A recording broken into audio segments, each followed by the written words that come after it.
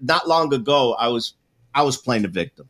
I'm not gonna lie. Sometimes we get caught in that part of our journey. And I was talking to my pastor, and I'm like, through COVID, I made it. I was strong. I put all these things in place, but ever since then, I've lost this and I've lost that. And he looked at me, he said, "Stop.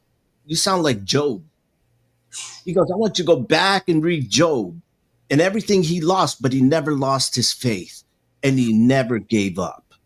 And then he got tenfold back." And I was like, ooh, okay. Gee. He didn't give in to my pity. He just said, "You sound like somebody who went through it, Job, but go ahead and read his story and then come back and tell me." Bro, I cannot tell you. You'll never know what you just said meant to me, man.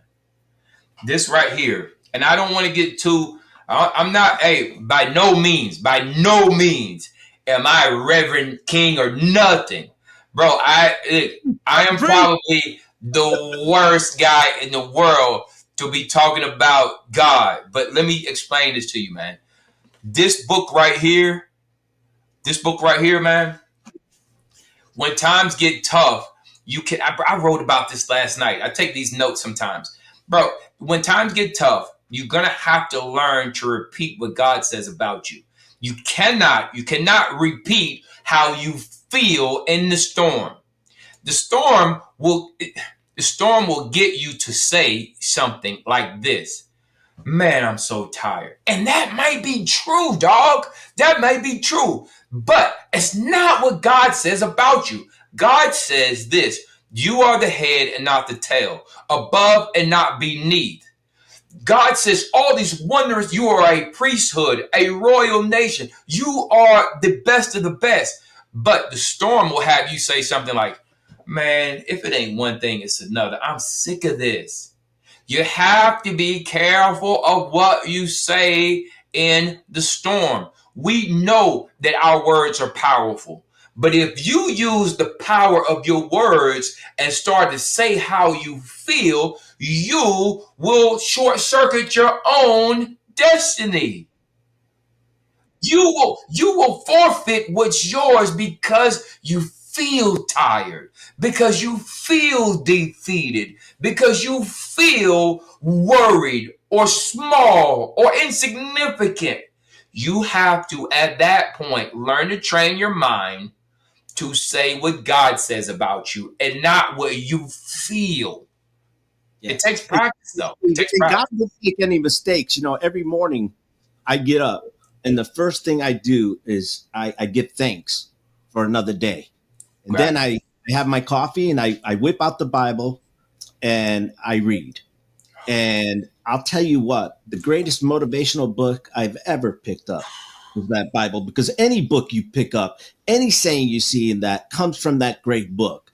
Absolutely. And he does not make mistakes. He gives you the opportunity to discover defeat so that you can discover victory. But you know what? But that's counterintuitive to what we live today, though. Today, we say, all right, I want it to be sunny. I want it to be 70 and sunny out there. And I want it to be a perfect day at work. Get off work early.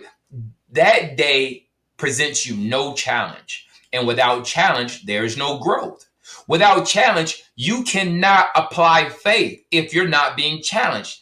God's economy is built on you believing when you cannot see. God's economy, paper money, credit, gold, silver, it doesn't work. In God's economy, if you want money, it's called faith. For you to believe, for you to operate and do commerce in God's economy, all you have to do is believe what he said, especially when times are tough. And if you aren't able to do that, you are poor. You are considered poor in God's economy. All he asks you to do is believe. That's it. He doesn't tell you to make money your God. He just says, believe in me, and I will give.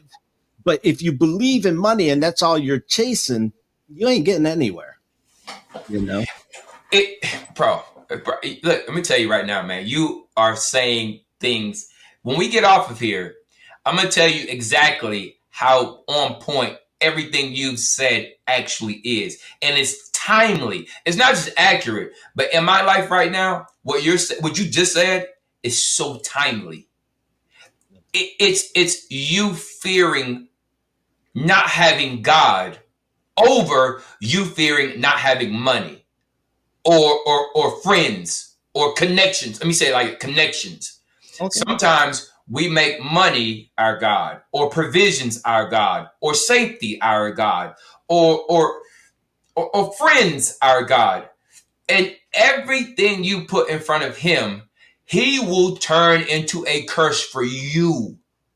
He's jealous. So he's not going to sit there and allow you to give the fear of not having money the upper hand. He's like, oh, okay, if that's your God, okay, worship money. Now watch what happens when money ain't in the bank account, ain't in your pocket. How does that make you feel? It sucks. You can be tormented by it. It can be taken away as quick as you made it. And at the end, though, where are you taking it?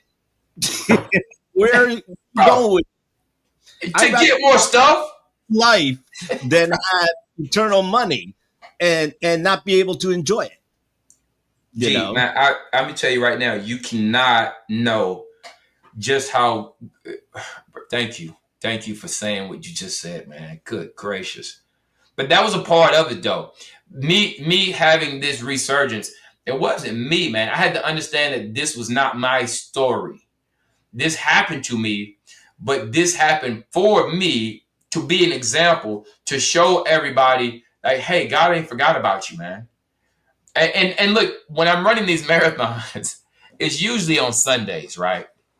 So I'm like, everybody comes out in New York City. That like last weekend, bro, it was 2 million people cheering on throughout the course. Millions of people that just come out onto their front doorstep and they just cheer for the runners going by. But usually I'm one of the slowest ones on the course. It takes me a little bit longer than most people, and rightfully so. But I used to hate that. I used to want to be so much faster. With real legs way farther behind than you were. So, but this was the thing. I used to want to be faster for my own pride. I wanted to run faster, and rightfully so. If you're an athlete, if you're running, you want to be at your very best. But the problem with that is, how in the world are people going to know that I haven't forgotten, that God hadn't forgotten about them, if they don't see you? And if you're faster, less people are going to see you. If I give your legs back, who's going to notice God's redemption process? No, I need you, Cedric, to get out there and do something that most people say is impossible, so that they will know that nothing is impossible for God. That is really what it comes down to. I need you to be at your worst so that you can show people what I am like at my best. Yeah. And sometimes don't we sit there and say, well, why'd you pick me? You know, because sometimes I'm going through, I'm like, why'd you pick me? Why didn't you pick the other guy? You know, why do I got to go and be the example? But you know what? Because I chose you long before you knew it, to be that example, that inspiration for others. And you will then have eternal blessings with me because of what you've done for me. And you are to serve me, you know, and be a great servant. Gee, would you, man, good gracious, bro. I said for so long, why me? Why me? Why me? And I said, why me so long, I didn't get any answers. And the more I was like, look, God, just tell me why me? Please give me an answer, something. Nothing. One night I can remember in particular, I'm looking for something that I can show you this, if I can find it. But one night I'm in the hospital room and I am asking God, why me? Why me? Why me? Why me? And I never got the answers. But what I did hear him say is, you're the pencil. And it did make, bro, I like sometimes, man, you can hear from God and it'll be exactly what you need to hear. And then sometimes you hear, you be like, what? What are you talking about? Like translated or something. And I'm in this hospital room and I got these care packages. They're, man, bro, they're like all the way up to the side of the bed, bro. And I can remember just saying, man, I'm going to open up one of these care packages and I got nothing going. I got no cable. I got the TV's off. The Wi-Fi's down.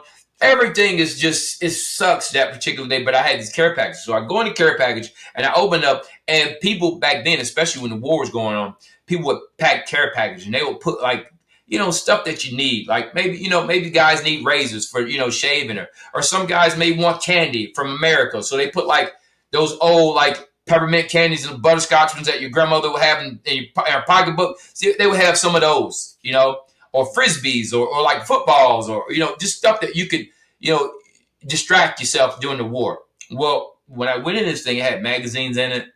It had like packing peanuts, where the UPS, they put this like the bubble wrap and all that stuff in there. But at the bottom of it, it was a notepad. It was like a notepad. And then it had like a pack of pencils like this. And sure enough, man, I'm looking in there and I'm like, okay, finally, my prayers have been answered. I know exactly what to do with this. And I'm looking through at the package, and all I see is paper and notepads and pencils. I'm just looking at this. I'm like, oh, man, like, where's the sharpener? It's got to be in. Whoever packed this had to pack the sharpener. And sure enough, no sharpener. And over the last year, you tell my teachers at school. That's why I didn't do my homework. Bro, look, you gotta understand. The sharpener was not in the box, and because the sharpener wasn't in the box, what ended up happening is when God says you're the pencil, it started to make sense. Oh, wait a minute, I'm the pencil, and not only am I the pencil, you got to understand this. You're the pencil too. All of us are. Because this pencil right here, as brand new as it is, without this sharpener, it's useless. It's virtually useless for the reason why it was built. The reason why this pencil was made was to be a writing instrument. But without the sharpener, it could no longer fulfill its life's mission. And let me say this, without challenges, you will never, ever, ever meet your life mission. You need the sharpener of life. This pencil, as dull as it is, I can't use it. It's broken. Like, it's broken. I can't use it. Even if it were brand new, I could not use it. Even if it were brand new, I can't use it. And you are the same way, dog. Without the challenges of life, without the uncertainty of the financial world, with the government shutdown, all of these things, without the sharpener in life, we are useless. We need to get put in that sharpener every now and again and apply pressure and turn it and turn it and turn it and turn it until the inside of the pencil, which was uncovered, you couldn't see it, now it's exposed, and now this pencil can become the writing instrument. We are the same way. You need challenges if you're ever going to fulfill your life mission. Well, how are you ever going to grow if you don't have challenges? That's how you learn. People want it just easy. But listen, easy doesn't help you grow. It's boring. It is boring. God gets no glory from easy days.